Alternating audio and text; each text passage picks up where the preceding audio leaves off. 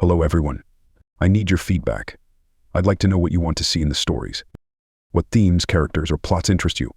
Please write in the comments. We want to make the video more interesting for you. Thank you very much, and let's get started. In July 2017, my family and I went on a camping trip to Redwood Grove National Park. I had always loved camping, the fresh air, the crackling of the campfire, the tranquility of the woods, but that trip would turn out to be anything but peaceful. We arrived on July 15th, a Saturday, and set up our campsite by a picturesque stream. My wife, Laura, and our two children, Sophie and Jake, were excited, and I was glad to see them so happy. The woods were dense and beautiful, towering redwoods stretching toward the sky, their trunks wide and ancient. It felt like a magical place, and we quickly settled into our routine of hiking, fishing, and roasting marshmallows over the fire. But on the second day, things started to feel off. It began during an afternoon hike when we noticed how eerily quiet the forest had become. The usual sounds of chirping birds and rustling leaves had vanished. As we walked along the trail, the only noise was the crunch of our footsteps on the dried leaves. I tried to brush it off as an odd coincidence after all. It was a hot day, and maybe the animals were just hiding from the heat. That evening, we returned to our campsite and started a fire.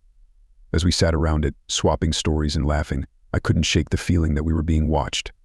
I glanced into the dark trees surrounding us, half expecting to see someone lurking in the shadows, but all I saw was darkness. Later that night, as we prepared to turn in, I stepped out of the tent to take a quick look around. The moonlight filtered through the branches, casting strange shapes on the ground. That's when I heard a low, guttural sound coming from the direction of the woods.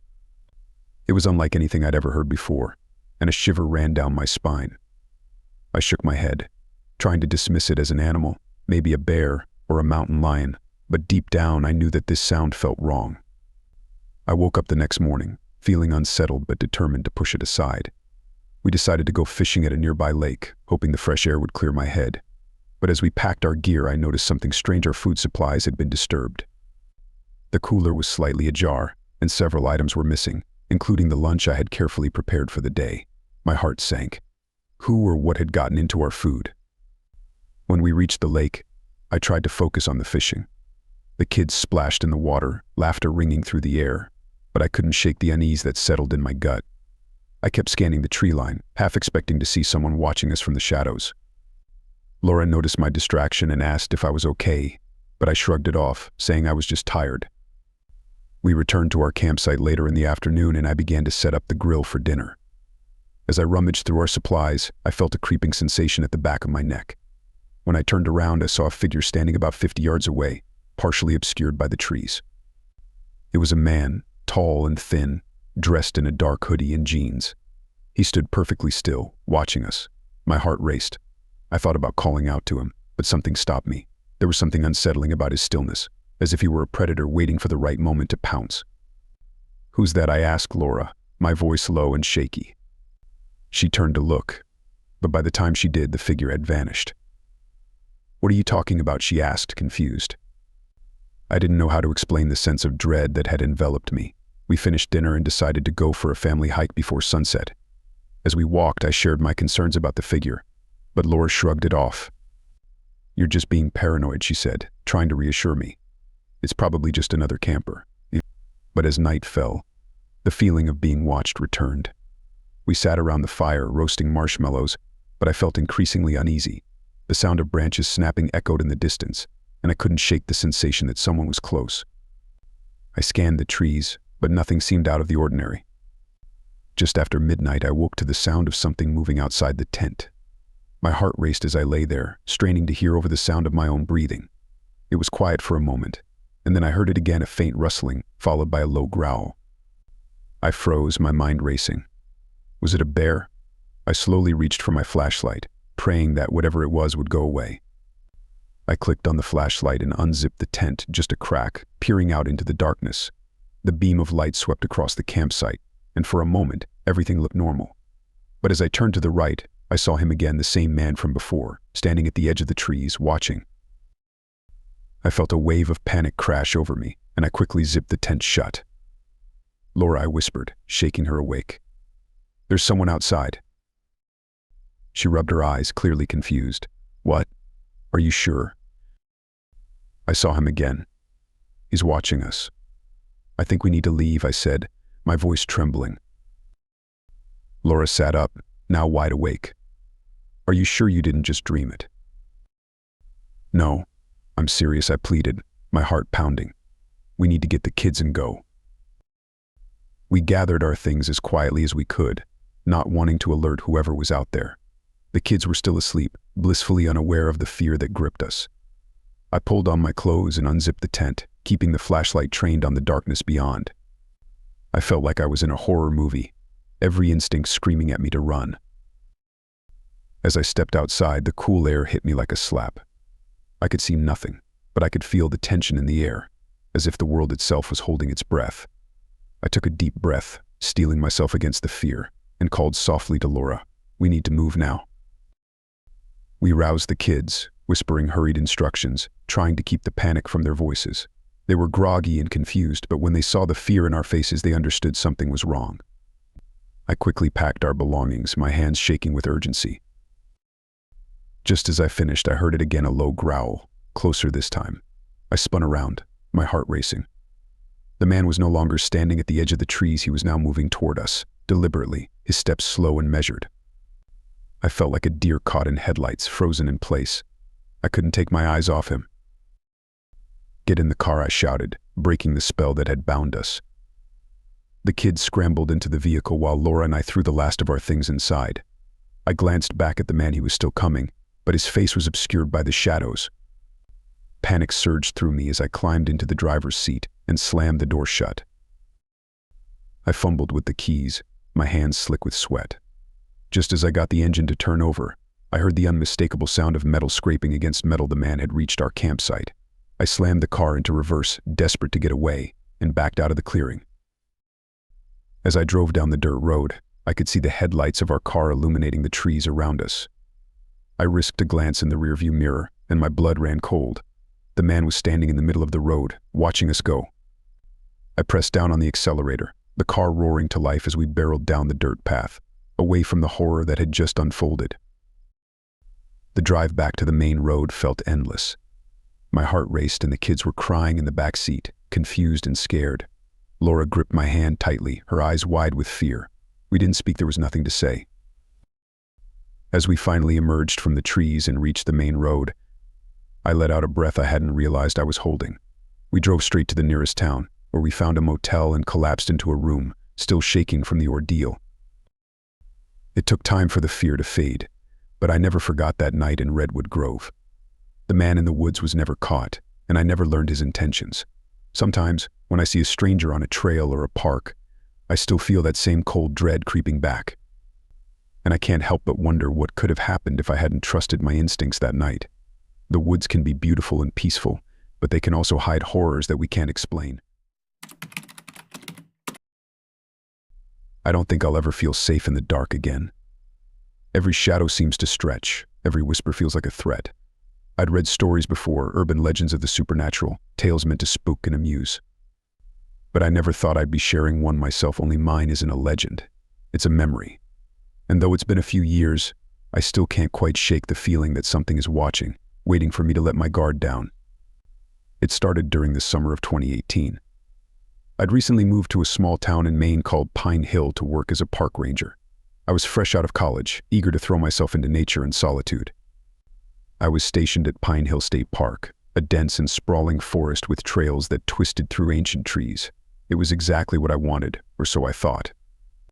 My first few weeks were blissful. No noise, no traffic, just the whisper of wind through leaves and the calls of birds.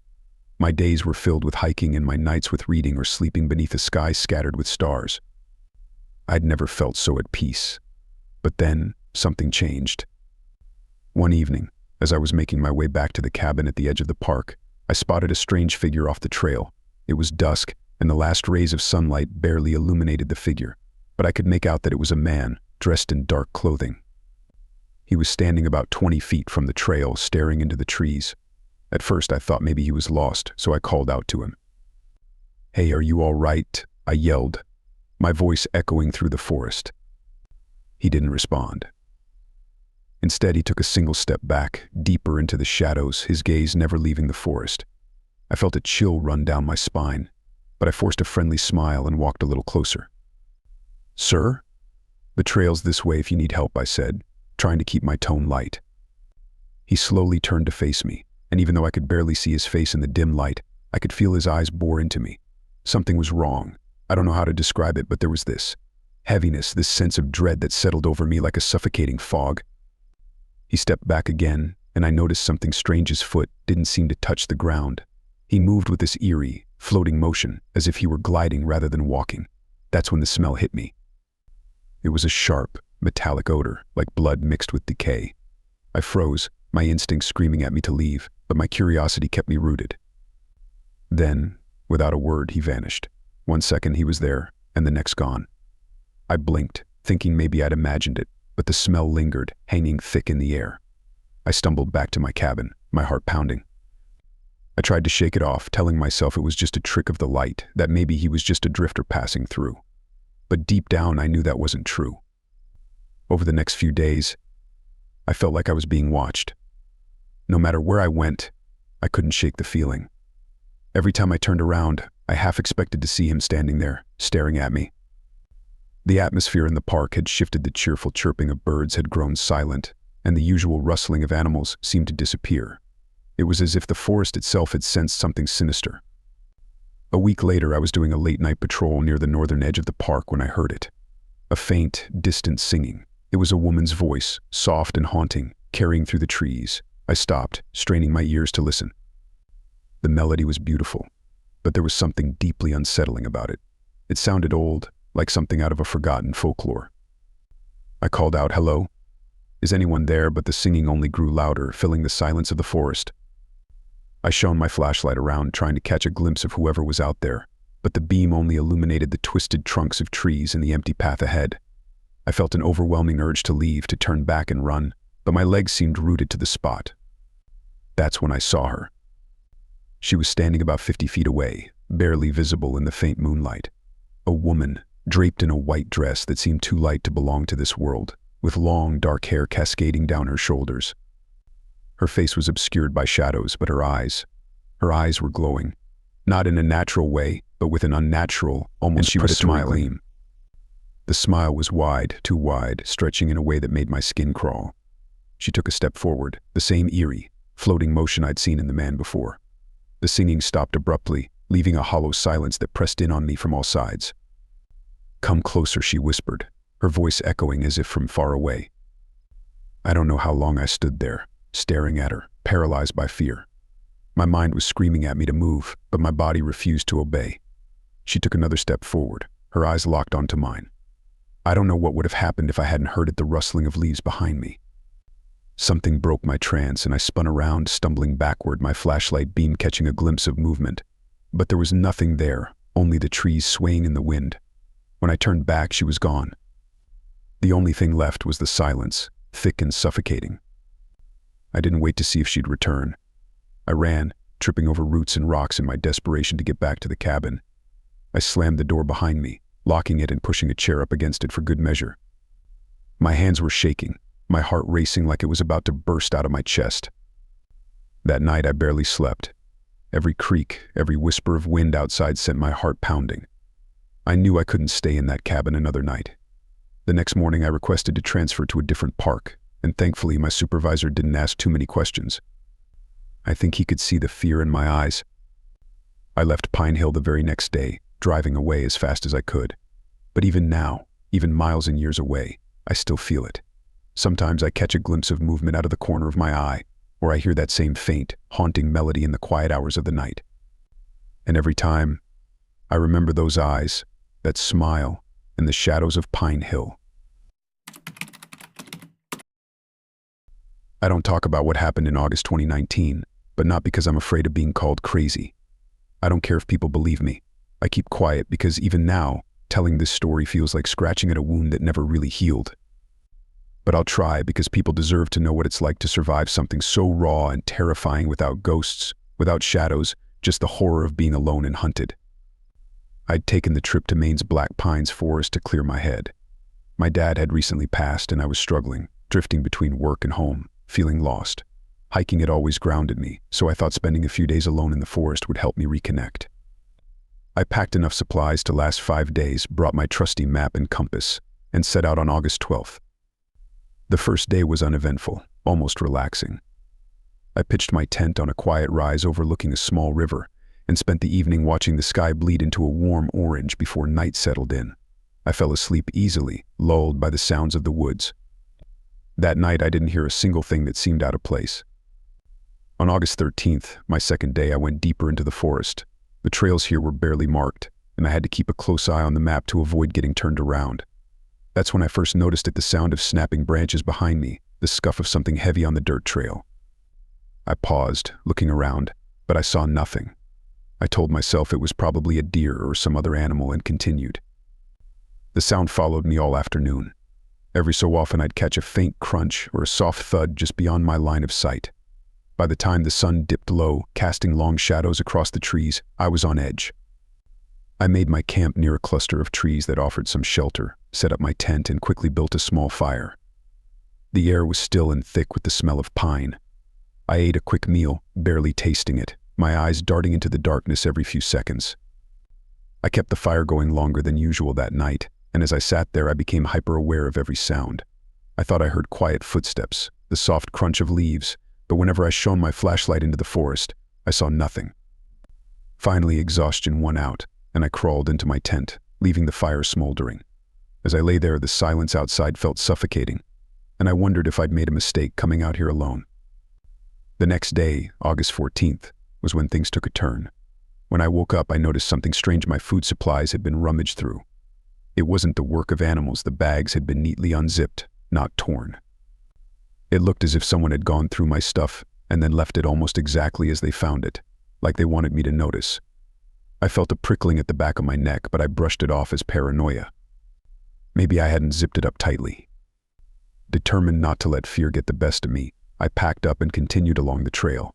But within an hour, I noticed a second set of footprints, faint but unmistakably human, following in my path. My heart started to pound as I realized I wasn't alone. I wasn't just paranoid. Someone was out here with me, keeping their distance, watching. I stopped and called out, "Hello? Is anyone out there?" My voice sounded small in the vastness of the forest. I waited, straining to hear anything, but there was only silence. I told myself it was a coincidence, that maybe another hiker had passed this way earlier. But in my gut, I knew that wasn't true. The fear settled deep in my bones, and I felt a strange urgency to keep moving. I quickened my pace, my eyes scanning the forest around me. Every shadow, every tree took on an ominous shape, and I couldn't shake the feeling that I was being watched. By late afternoon, I was exhausted mentally and physically.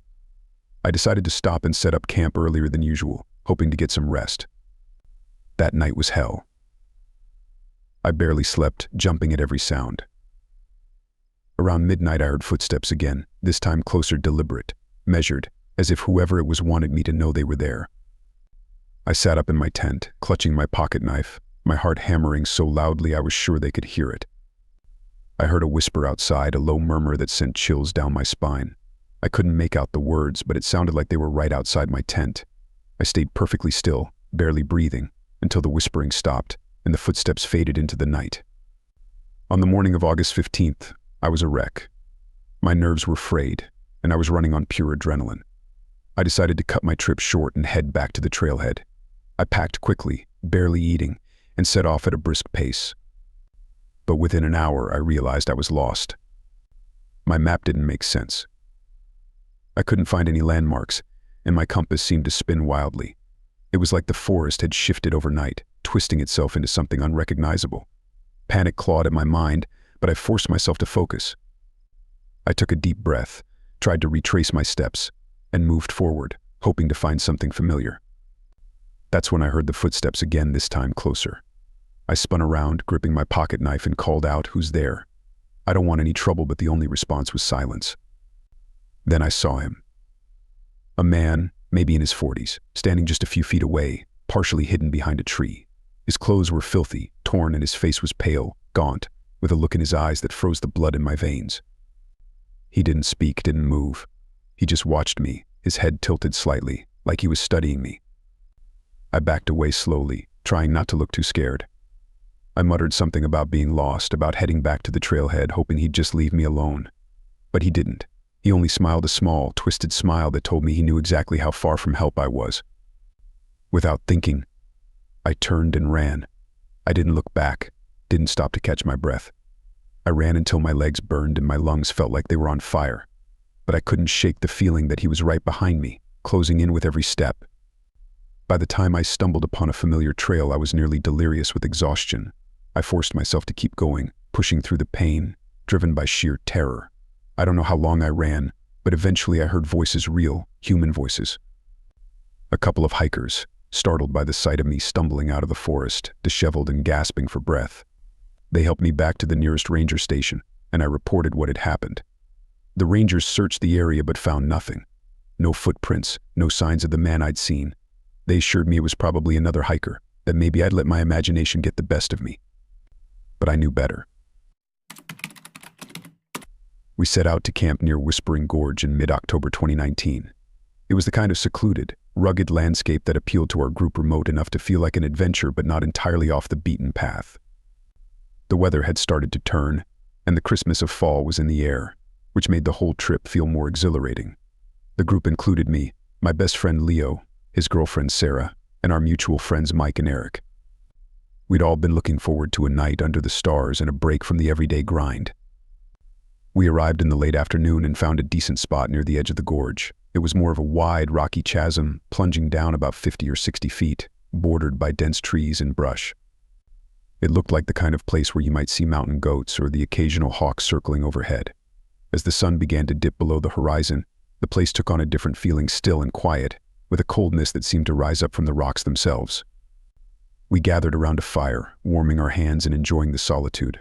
But as the evening deepened, strange sounds began to echo up from the gorge.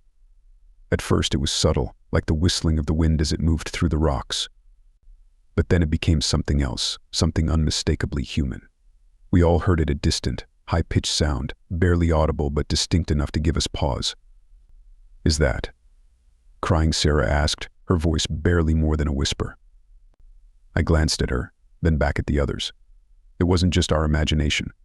There was a faint, intermittent sound that genuinely sounded like someone crying. We all listened, growing quieter as we strained to hear. "It's probably an animal," Mike suggested, though he didn't sound convinced. But it wasn't an animal. The sound was too deliberate, too human. It would start with a long, soft wail and fade out, only to pick up again, echoing through the gorge as though it came from somewhere far below. "Maybe someone got hurt down there," Eric suggested, frowning. Leo and I exchanged uneasy glances. The thought that someone might be trapped or injured was unsettling, especially with the temperature dropping fast. We debated for a moment, torn between caution and the desire to help. Leo was the first to stand. "I'll go check it out," he announced, already strapping on his headlamp. "Leo, are you sure?" I asked, my voice tinged with doubt. I couldn't shake the feeling that this was a bad idea. "Yeah, just in case," he said and gave a shrug. "Maybe someone needs help. I'll be back in 10 minutes. We watched as he disappeared into the shadows, his light bobbing up and down as he carefully made his way down the slope. The sound continued, growing louder and more distinct as he descended. It echoed off the canyon walls, blending with the rustle of leaves and the occasional crack of loose stones underfoot. As we waited, the crying grew fainter, then abruptly stopped. For a long, agonizing moment there was silence. Then, suddenly we heard something that made my blood run cold. It was Leo's voice. Or rather, it sounded like Leo calling for help from somewhere down in the gorge. "Guys, I need help." The words were shaky, a strange tremor in his voice. We jumped up, adrenaline kicking in. But just as we were about to head toward the gorge, another sound made us freeze.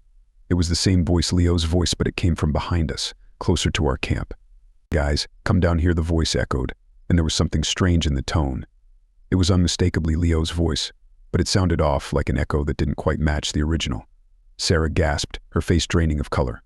"Is that Leo?" she stammered, glancing between the gorge and the trees behind us. "I don't know," I whispered, feeling a wave of dread wash over me. Then we heard it again. "Guys, come down here." It was the same voice, the same intonation, but now it came from the opposite direction, from deeper within the forest. "Leo," Eric called out, his voice barely audible. There was no response. The voice sounded again, closer now, almost as if it were circling us. Each time it repeated the same plea, but it was just slightly off, as though someone or something were mimicking Leo's voice, trying to sound like him but failing to capture the subtle inflections. We huddled closer together, gripping flashlights and looking around frantically.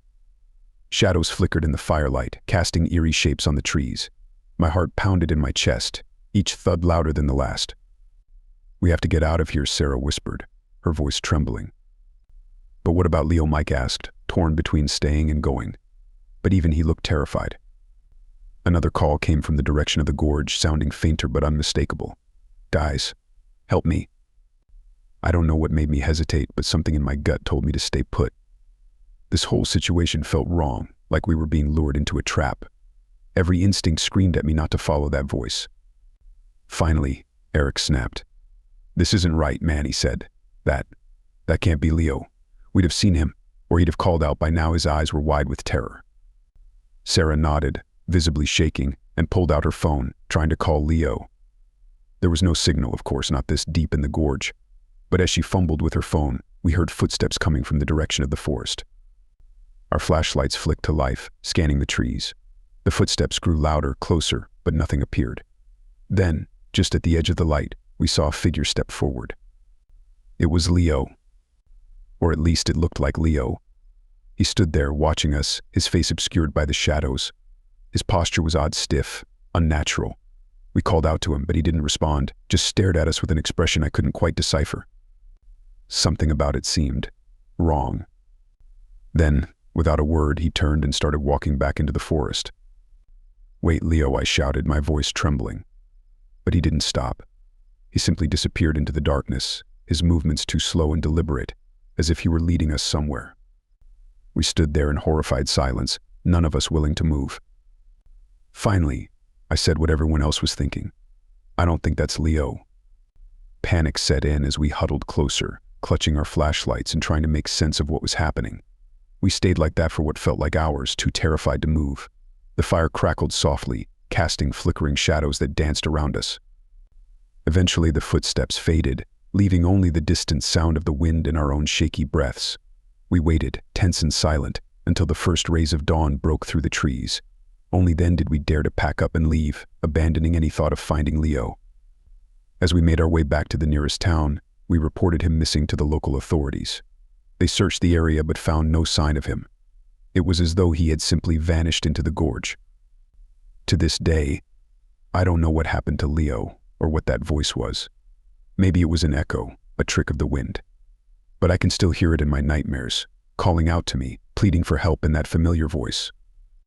And every time I wonder if it was really him or something far more sinister, using his voice to lure us into the dark. It was mid-September 2021, and a small group of us had set out to camp in the deep woods near Rocky Ridge, a quiet, sprawling area known for its isolation. There were 5 of us: myself, Ben, Alex, Marcus, and Daniel. We'd known each other for years, with a history of outdoor trips that usually ended in laughter and stories. But this time, something felt off from the start. As soon as we reached the campsite, Daniel, one of the quietest of us, started acting differently. I could tell something was bothering him. He looked tense, his jaw clenched and his eyes darting around as if watching for something. Ben noticed too and joked about Daniel looking like he'd seen a ghost. Daniel didn't laugh. Instead, he shot him a look that made all of us pause. By the time we set up camp, the sun was sinking low, and we gathered around the fire. Daniel had barely spoken a word, and the atmosphere felt thick with something unspoken. When he finally broke the silence, it wasn't to say anything comforting. "I don't think we're alone out here," he muttered, staring into the flames. "What are you talking about, man?" Alex asked, half laughing but clearly unnerved. "I don't know," Daniel replied, his voice low and flat. "I just have this feeling." His eyes were dark, unfocused. We all shrugged it off, chalking it up to the effect of the woods and the isolation getting to him. But after that, the atmosphere grew even more tense, and Daniel's behavior only got stranger. He'd stand on the edge of the campsite, gazing into the darkness of the forest, as if he could see something we couldn't. His usual easygoing demeanor was gone, replaced by something darker. When night fell, Daniel grew restless. He kept pacing around the fire, barely sitting still, muttering things under his breath. Marcus tried to talk to him, to get him to settle down, but Daniel just snapped at him, his voice laced with anger. "I just need some air," he said, then disappeared into the woods. We were used to taking short walks alone during our camping trips, so we thought nothing of it, assuming he'd come back soon. But when he returned half an hour later, we were shocked. His hands were covered in blood. "What the hell happened?" I asked, my voice shaky. Daniel gave me a blank look and then smiled, a slow, chilling smile that sent a shiver down my spine. "I found food," he said simply, as if that explained everything. No one dared to press him further. We all just sat there, tense and confused, as he wiped the blood off his hands with a scrap of cloth. I could tell the others were just as rattled as I was. It wasn't like Daniel at all. The guy we knew would never act like this. But we kept silent, hoping he'd snap out of it by morning. Later that night, strange sounds started to echo through the woods. It was hard to pinpoint where they were coming from, but they were loud, like branches snapping, leaves rustling, and something heavier. It was as if something huge was moving through the trees, stalking the darkness around our camp. Then we saw it. In the distance, near the edge of the tree line, a hulking figure moved. It was hard to make out, but it was massive, walking on two legs but hunched over, its shape unnatural, animalistic. The moonlight cast strange shadows on it, giving it an eerie, distorted outline. At first I thought it was a bear, but no bear walks like that. "Is that?" Daniel, Alex whispered, his voice barely audible. We all strained to see, and that's when we noticed something horrifying. The figure, whatever it was wearing Daniel's jacket, but it was far too large, as though the jacket had stretched over something monstrous, something that didn't quite fit in the shape of a man. "What the hell?" Marcus breathed, his face pale as a sheet. The figure turned slightly, and we caught a glimpse of its face, Daniel's face, but twisted, almost bestial. His eyes seemed to glint in the moonlight, wide and unblinking, filled with a primal hunger. I felt my blood run cold, my mind struggling to process what I was seeing.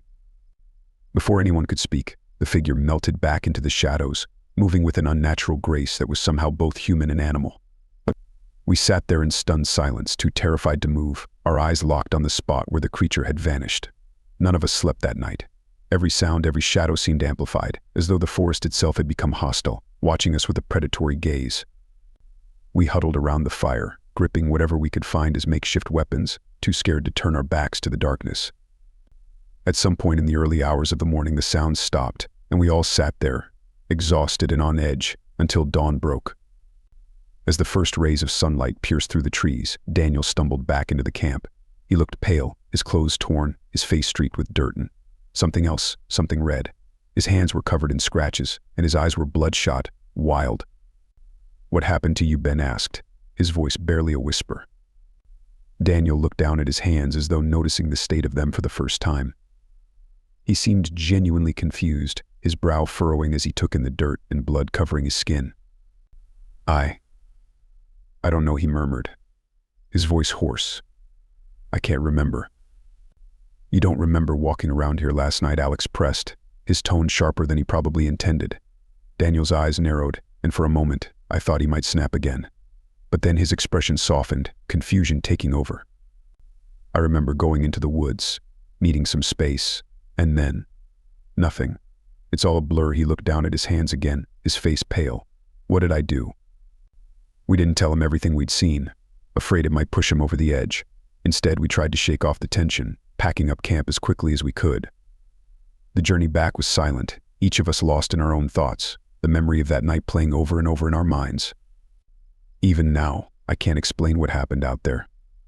I don't know if Daniel was simply sleepwalking, or if something darker had taken hold of him in the forest. But there are nights when I can still see that twisted, monstrous figure at the edge of the trees, wearing Daniel's face but with the eyes of a beast. The worst part is, sometimes when I look at Daniel now, I catch glimpses of that same hunger in his eyes, a flicker, just for a moment, as though the thing he became that night in the forest is still there, lurking beneath the surface, waiting for the right moment to emerge again. I had always been drawn to the old abandoned house at the end of our street.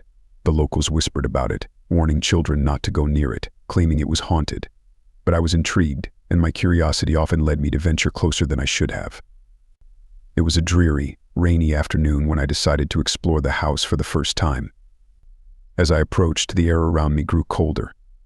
The house loomed before me, its broken windows staring like hollow eyes. I hesitated at the creaky gate, but the thrill of the unknown pulled me forward. Pushing open the door, it groaned ominously, revealing a dark hallway shrouded in dust and shadows. Inside, the air was thick with the smell of mold and decay. I flicked on my flashlight, the beam cutting through the darkness and revealing faded wallpaper, peeling at the corners. Every step I took seemed to echo, amplifying the feeling that I was not alone. A chill ran down my spine as I walked deeper into the house. As I moved through the living room, I noticed something odd. A small doll lay in the middle of the floor, its glassy eyes seemingly watching my every move. I crouched down to examine it, and the moment I touched it, an icy breeze swept through the room. I looked around, heart racing. Had I imagined it? The stillness of the house was suffocating.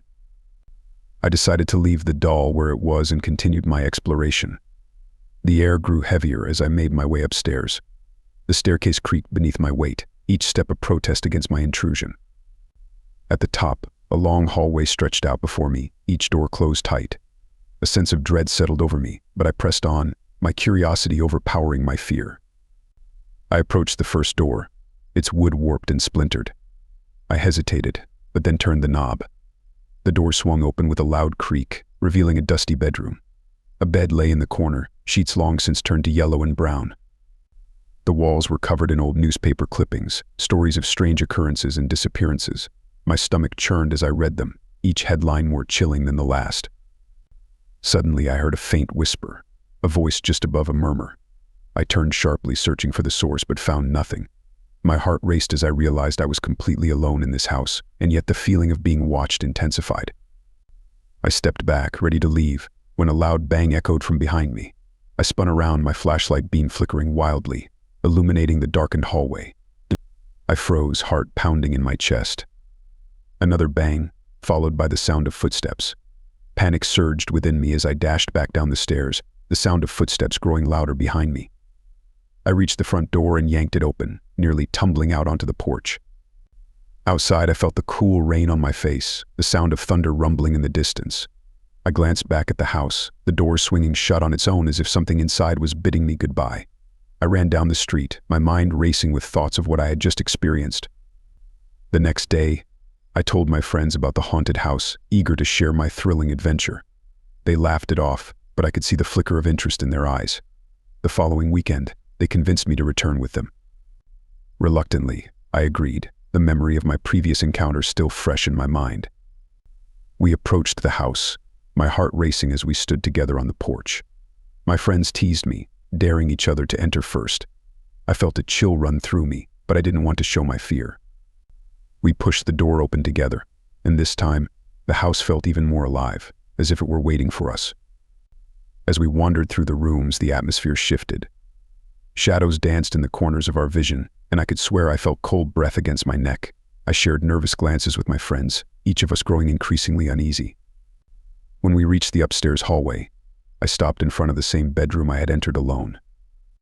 My friends dared me to go in, and despite my fear, I felt an overwhelming urge to prove I wasn't scared. I pushed the door open, and as I stepped inside, the air thickened.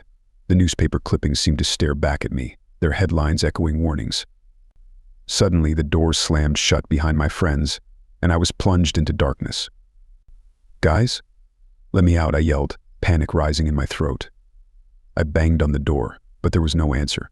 My heart raced as I turned back to the room, the silence pressing down on me. It felt as though something was watching me, lurking just beyond the light of my flashlight. That's when I noticed a figure standing in the corner, barely illuminated by my fading light. It was a woman, her face obscured by shadow, but her presence was undeniably real. I felt an icy grip of terror as I backed away, the figure remaining motionless, watching me. "Please, let me out," I pleaded, my voice trembling. But the figure remained silent, and as I turned to the door, it suddenly swung open, my friends bursting in, their faces pale. "Did you see her?" I gasped, but their confusion only deepened. They had seen nothing, and yet I could still feel her presence lingering in the air. We stumbled out of the room, my heart racing as we fled down the stairs, desperate to escape the house. Once outside, we huddled together on the porch, the adrenaline surging through us. I recounted what I had seen, but my friends were skeptical. Maybe it was just a trick of the light, they suggested, but deep down I knew what I had experienced was real. From that day forward, I avoided the old house, but the haunting memories stayed with me, vivid and unsettling. I often found myself waking up in the night, feeling as if I were still trapped in that room, the shadowy figure watching me from the corner. Weeks later, I learned that the house was scheduled for demolition. The news stirred a mix of relief and dread within me. It was finally going to be torn down, but part of me wondered if the spirit of the woman would finally be at peace. On the day of the demolition, I stood at a distance, watching as the machines rumbled to life. As the walls began to crumble, I felt an eerie calm settle over me. The house had held its secrets for too long, and I hoped that by destroying it, we were freeing whatever lingered within. As the dust settled and the last remnants fell to the ground, I thought I saw a figure in the haze, a fleeting glimpse of the woman I had encountered. Was she watching me one last time, or was it just my imagination? I couldn't shake the feeling that she was still there, bound to the land, waiting for someone to listen to her story. From that day on, I knew that some places hold on to their horrors, and no matter how far we run, the past has a way of haunting us. I would carry the weight of that experience with me, a reminder that curiosity can lead us down dark paths, and sometimes the most terrifying things are those we cannot fully understand.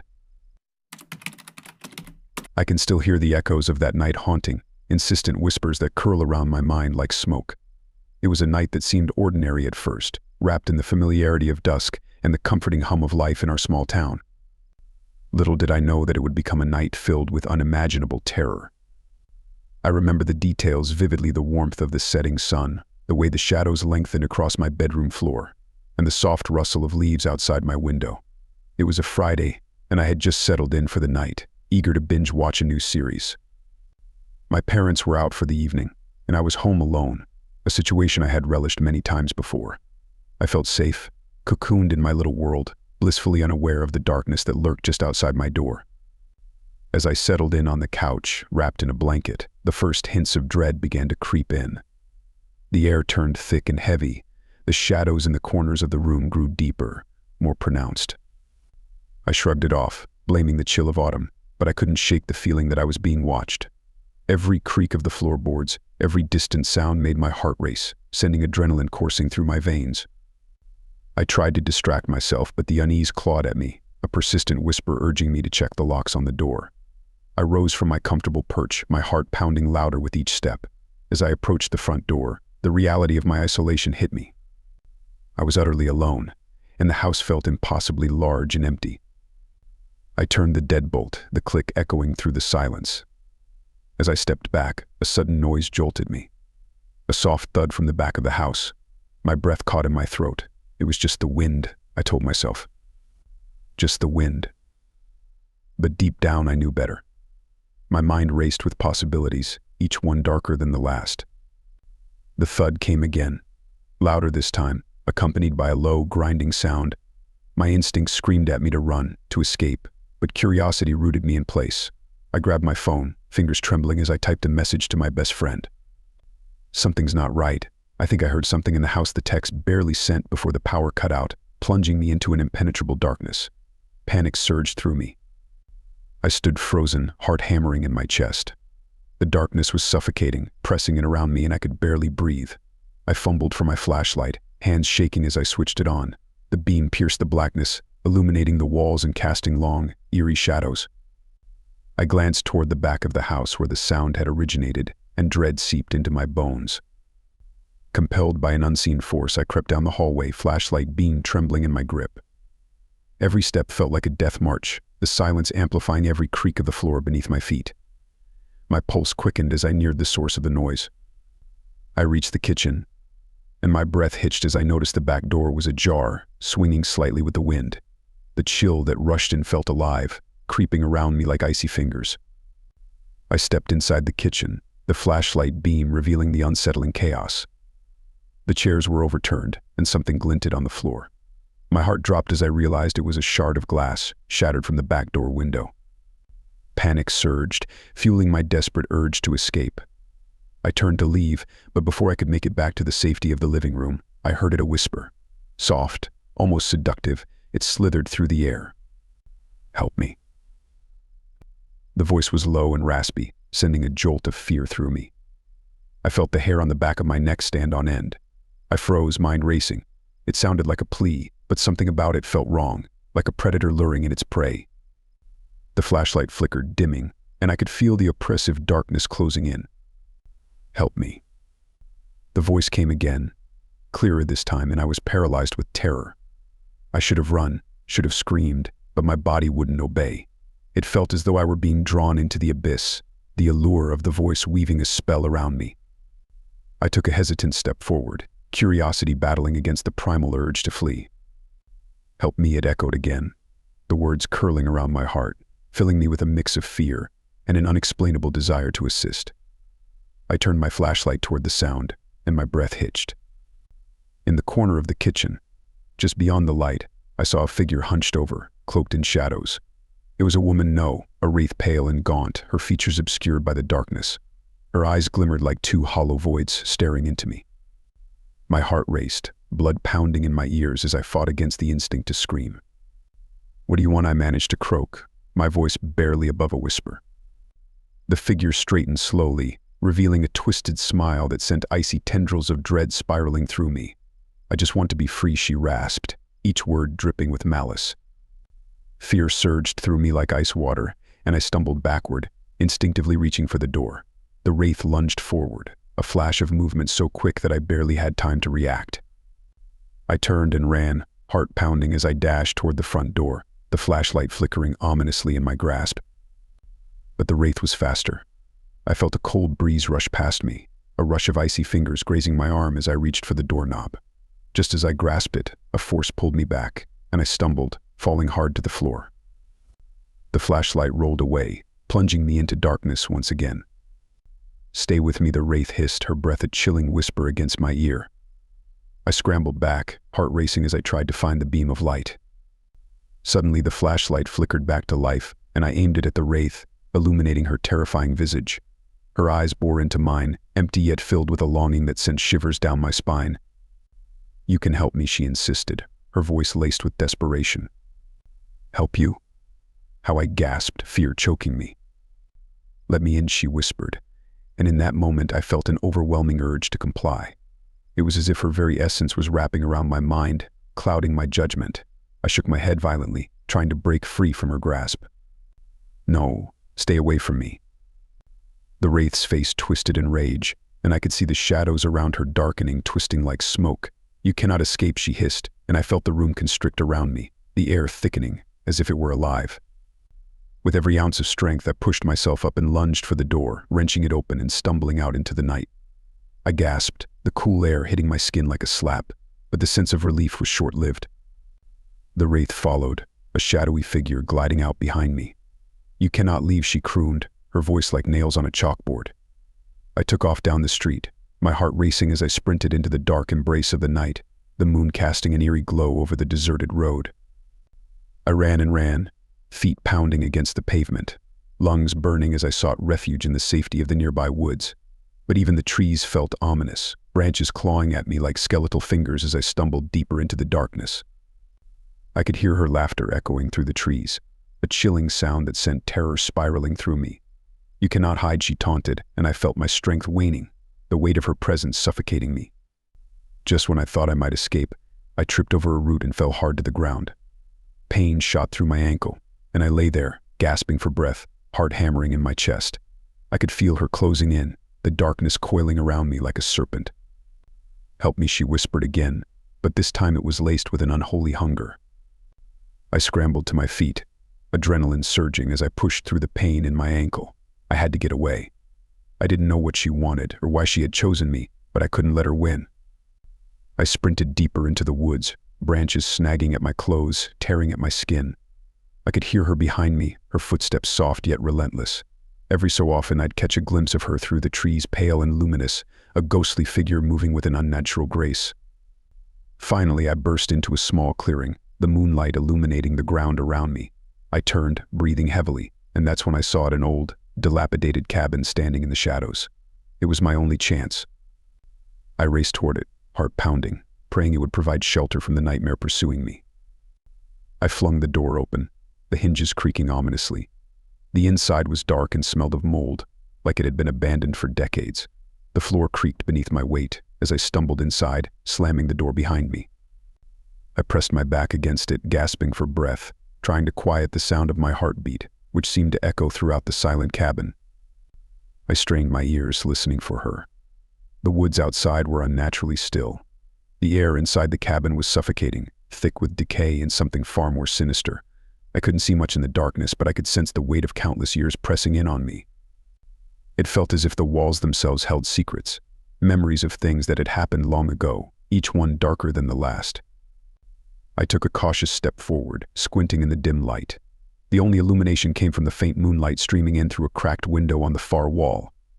I wanted to reach for my phone to call for help, but I knew there was no one nearby, no one who would hear me in time. The phone, I realized with a sinking heart, was back in the house, lying on the kitchen floor where I had dropped it in my panic. As I stood there, paralyzed with indecision, I heard the softest of sounds, a whisper, like the rustle of dead leaves. I froze, every nerve on edge. Then came another sound, a faint tapping, as though fingernails were trailing along the wooden walls outside. My skin crawled and I backed further into the shadows of the cabin, my eyes darting around for anything I could use as a weapon. The tapping grew louder, closer, and with it came that voice, her voice, so close it felt like she was breathing down my neck. "You can't hide," she murmured, her tone almost mocking. The door rattled slightly, as if she were testing it, her presence pressing against the fragile barrier between us. Panic surged through me, and I scrambled backward, my foot catching on something solid. I looked down and saw a rusty metal pipe half buried in the dust. Without a second thought, I picked it up, clutching it tightly, the cold metal steadying my trembling hands. The door creaked, and then to my horror it began to inch open. I watched, rooted to the spot, as a thin, pale hand slipped through the crack, fingers stretching, nails clawing at the wood. Her fingers looked impossibly long, skeletal, as if they'd been stretched beyond their natural length. They groped blindly, searching for me. "Let me in," she whispered again, her voice soft and coaxing, but with an edge that made my blood run cold. I held the pipe in front of me like a talisman, heart pounding as I watched her fingers creep closer. Then, with a sudden burst of courage, I swung the pipe down on her hand. There was a sickening crunch, and her fingers jerked back, retreating as a sharp, inhuman wail filled the cabin. But the victory was short-lived. Her voice turned from a whisper to a guttural, furious growl. "You can't escape me," she shrieked, the sound filling the cabin, vibrating in my skull. I turned and ran further into the dark, stumbling over debris scattered across the floor. I found myself in a small, windowless room at the back of the cabin, its walls covered in strange, faded symbols I didn't recognize. The air was colder here, heavy with a presence that felt ancient and malevolent. I heard her footsteps outside the room, slow and deliberate, as though she were savoring the hunt. Her shadow slithered along the walls, growing larger and darker as she came closer. I knew I was trapped, there was no way out. Desperation clawed at me, and I scanned the room, looking for any way to defend myself. My eyes fell on an old, dust-covered mirror leaning against the wall, its glass cracked and grimy. For some reason I felt drawn to it, a strange compulsion tugging at the edges of my mind. With shaking hands I lifted the mirror, angling it toward the doorway just as her shadow loomed into view. Her face appeared, twisted in a grotesque snarl, eyes black and empty. She seemed to hesitate, her gaze meeting her own reflection in the mirror. For a moment she looked almost human, her features softening, a flicker of sorrow passing over her face. But then her expression twisted back into a mask of fury, and she lunged forward, slamming against the doorway. I held the mirror steady, watching as her image warped and twisted in the glass, her form seeming to shimmer and shift as though it were being drawn into the mirror itself. She let out a scream, a high-pitched wail that pierced my ears, and I felt a cold wind rush past me as the room was plunged into silence. Her shadow flickered, growing fainter, until it vanished entirely, leaving me alone in the eerie stillness of the cabin. I dropped the mirror, gasping for breath, barely able to believe what had just happened. The silence was deafening, and as I stumbled out of the cabin, the first rays of dawn were just beginning to break over the horizon. I limped back to the safety of my house, my body aching, my mind numb with exhaustion and fear. Even now, I can't explain what happened that night. But I know one thing for certain: I was not alone in that cabin. There was something dark and ancient lurking within those walls, something that had been waiting, watching, for far too long. And though I escaped that night, I still feel her presence, a shadow in the corner of my eye, a whisper in the dead of night, reminding me that some things can never truly be left behind.